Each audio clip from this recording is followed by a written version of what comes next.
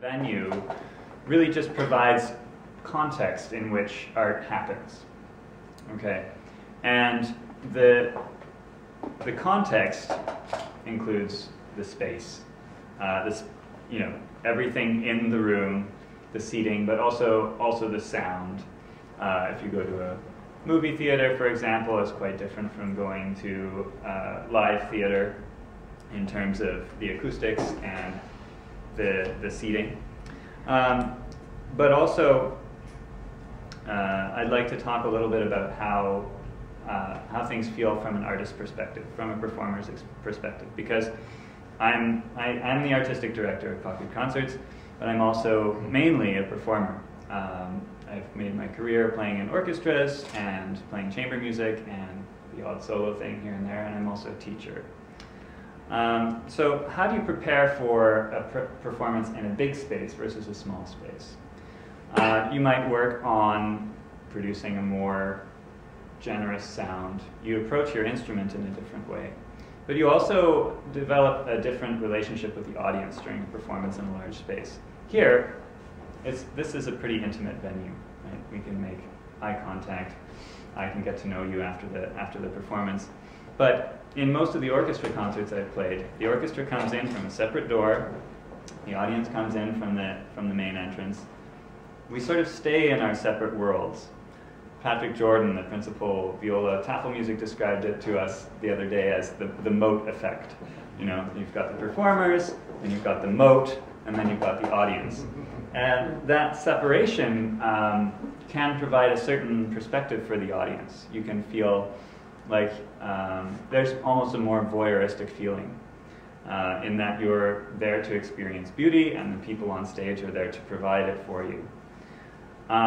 There's also the question of the difference between playing in a pit versus playing on stage. I play frequently with the National Ballet Orchestra and the Canadian Opera Company Orchestra, and there's a very different experience when you play in a pit orchestra. I'll give you a couple of examples, a couple of stories that might illustrate this point. Recently, the COC presented Falstaff by Verdi, one of the great masterpieces, and it was a fantastic production. Was anyone there? Anybody come to that? Yeah.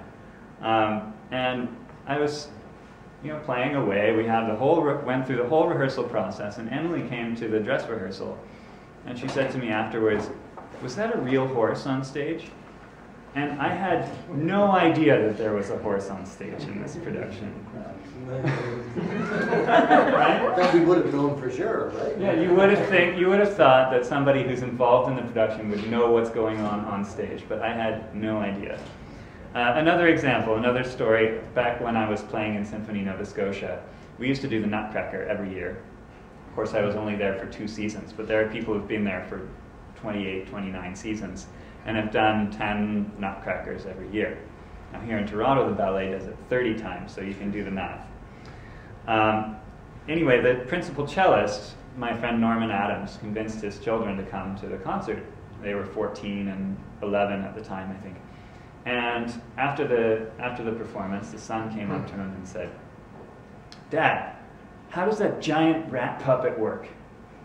And he said, "I had no idea there was a giant rat puppet up there." What are you talking about? I've been doing this show for 20 years. And so there is really, there can be quite a separation, not only from the audience's experience and the performer's experience, but in people's knowledge of what's going on. And sometimes the performers are actually less aware of the overall effect than the audience. Another example is from the other perspective, from the audience's perspective.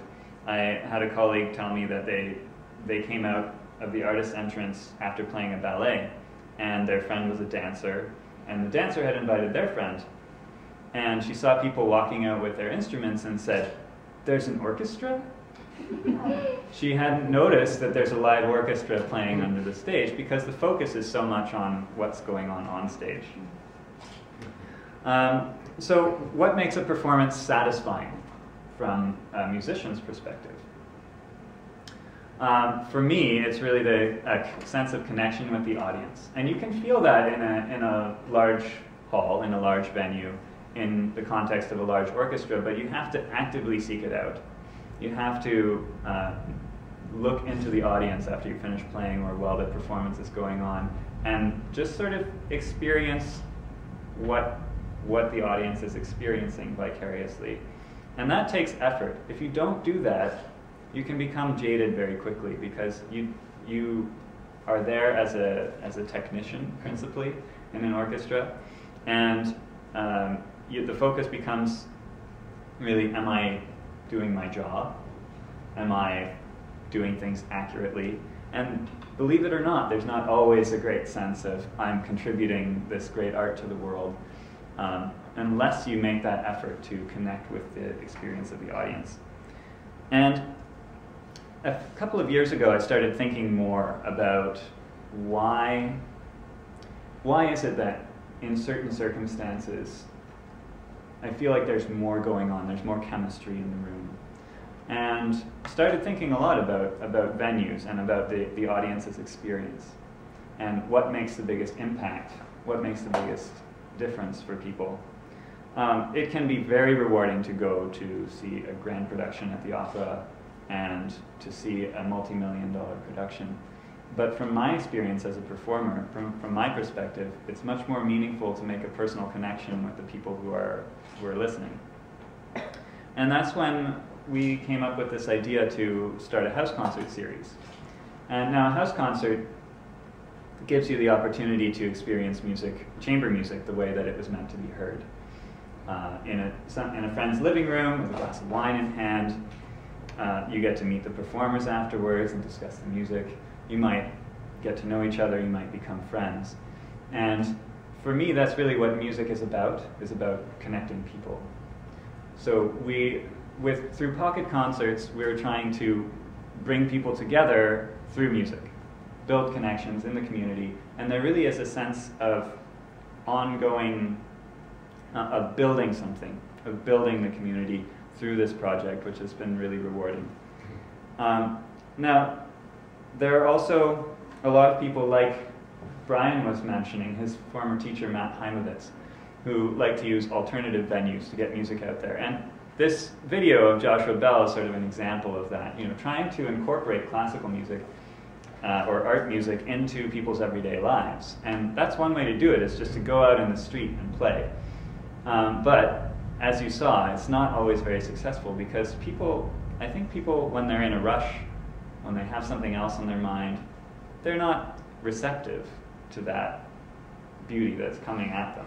Even if you walk right up to them and play in their face, they'll probably push you aside and want to get where they're going.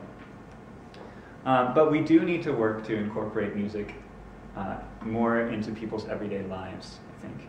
And so the idea of playing in bars, I think it's a great idea.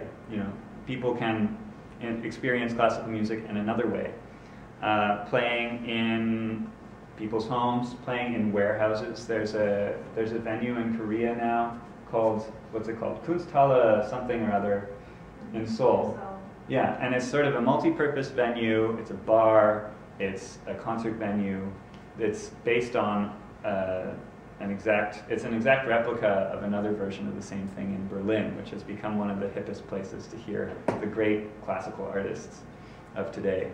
And I think it's really interesting to see these developments, that artists are starting to think more about the context in which they perform and how that affects the way the audience connects to the music.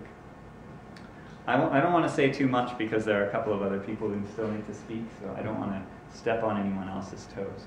But thanks very much for listening, and thanks to my colleagues Emily and Brian for playing. They did a great job, as they always do.